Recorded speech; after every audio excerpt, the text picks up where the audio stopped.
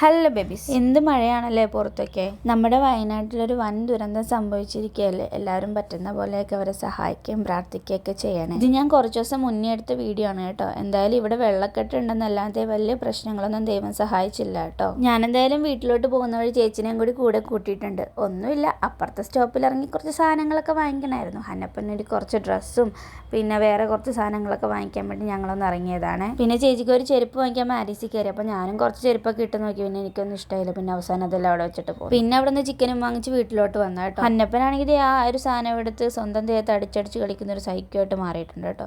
പിന്നെ ഞങ്ങൾ സൈക്കോനെ കൊണ്ട് വൈകിട്ടൊന്ന് നടക്കാൻ ഇറങ്ങി. പിന്നെ ഞങ്ങൾ ബേക്കറി ചെന്നപ്പോഴത്തേക്ക് അവിടെ ഒന്നും കഴിക്കാനില്ലായിരുന്നു കേട്ടോ. അതേതായാലും നന്നായി. പിന്നെ ഞങ്ങൾ തിരിച്ച് വീട്ടിലോട്ട് പോകുന്ന വഴി കുട്ടികൾ സൈക്കിളും കൊണ്ട് പോകുന്ന കണ്ടപ്പോൾ ഞാൻ എൻ്റെ പഴയ കുട്ടിക്കാലം ഓർത്ത് സ്മരിച്ചു. അന്നുവാണെങ്കിൽ ഇതേ രാത്രി ഉറങ്ങാണ്ട് എഴുന്നേറ്റ് കുത്തിയിരിപ്പുണ്ട്. പിന്നെ ഞാൻ നല്ലൊരു ഉറക്കത്തിന് ശേഷം എഴുന്നേറ്റ് ഫുഡും കഴിച്ച് വീണ്ടും കിടന്ന് ഉറങ്ങി കേട്ടോ. അപ്പോൾ അടുത്ത വീഡിയോ സന്ധിക്കും വരേക്കും വണക്കം.